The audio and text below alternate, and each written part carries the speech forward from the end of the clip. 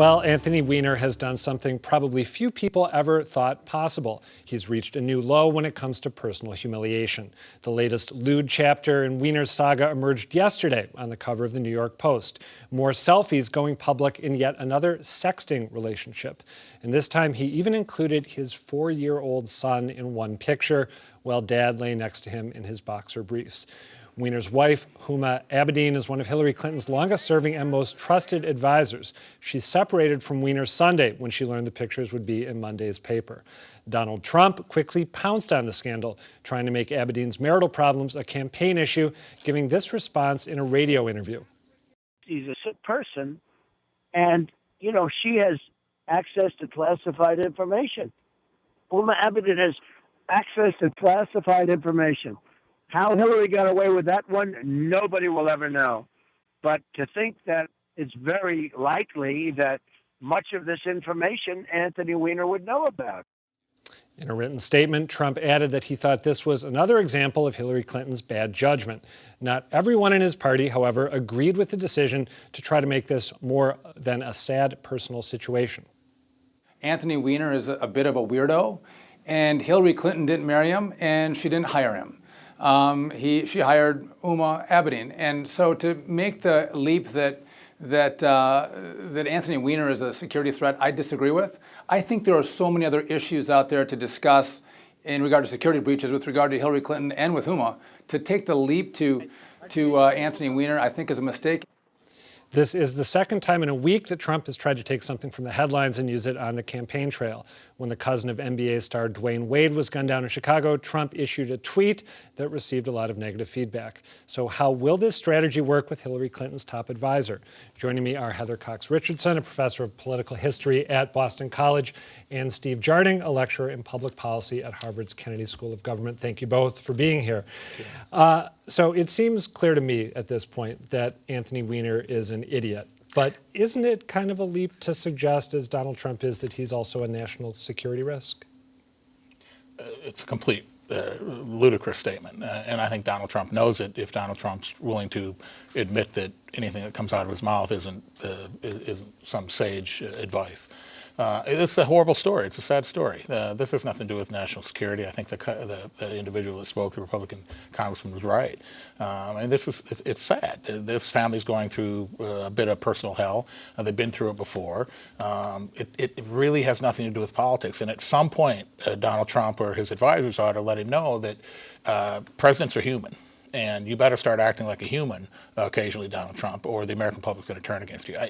It really is getting tiresome that week after week, like you say, the woman that was killed in Chicago, he immediately says, "See, I'm right. Black people should support me." No, Donald, this woman died. Black people will support me. Yeah. Heather, do you agree with Steve? Well, yes, but I think there's a larger story, as I always think there's a larger story, and that's that it's a mistake to think that Donald Trump is not telling a story, not giving his campaign a definition. He is just not a politician. He's a salesman. And he's a salesman who is grabbing headlines very effectively, repeatedly, to increase the value of the Trump brand. And he is doing it. He speaks to the same constituency that supports him more and more enthusiastically. We learned today that 17% of the investment in his campaign has gone directly to him or to his children. 17 or was it 7? It was a chunk. 17. Was it 17? Yes. Okay. The idea that somehow he's going to morph into a politician that tells a coherent story for the nation is simply crazy. It's not going to happen. It's worth highlighting, too, and I hadn't noticed this until we heard the Trump bite just now, but he sort of alluded there. He's very good at allusion. He alluded to this sort of hard right notion that Huma Abedin is working for, with, or on behalf of the Muslim Brotherhood. He didn't say those words, but there was a little nod to that in the comment that we played. He's also very good at playing the media. Here we are talking about what he did. The New York Times today ran a story saying that this threatens to remind voters about the Clintons' marital troubles and Hillary Clinton's decision to stay with Bill when, after his affair with Monica Lewinsky was revealed. I looked at a ticker all day on New England Cable News saying that the Clinton campaign had been rocked by this development. Are those things the case? Even if this doesn't have obvious immediate policy implications, is the media response creating a headache, a genuine headache for the Clinton campaign?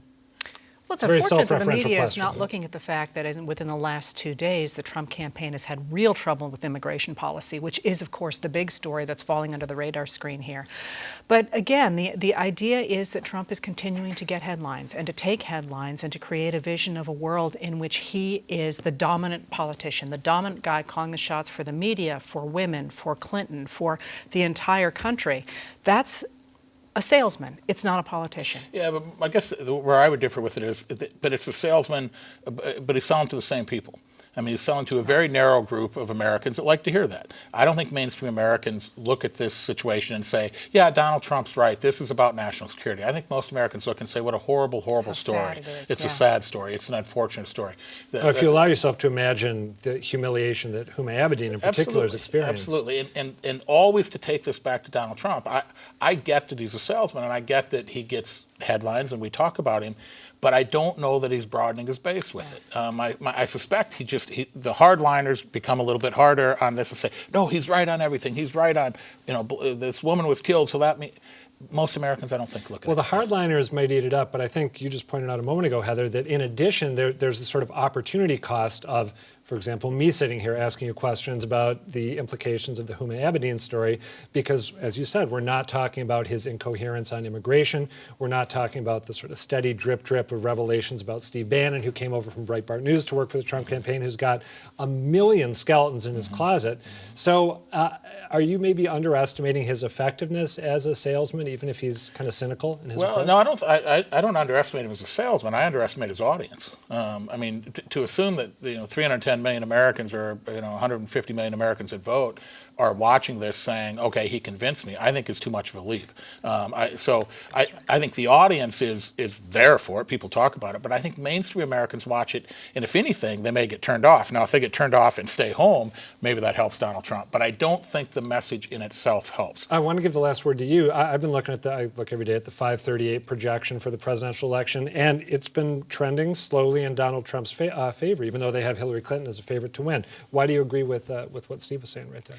Because I believe Americans are fundamentally decent, and we fundamentally want to have a story about America going positive places, not taking a look at people around us as our enemies, as people like the governor of Maine have said and people like Trump has said. And I think that at the end of the day, the American people want a democracy that works, and Donald Trump is not offering that. All right, Heather Cox Richardson, Steve Jarding, thank you both. Thank you.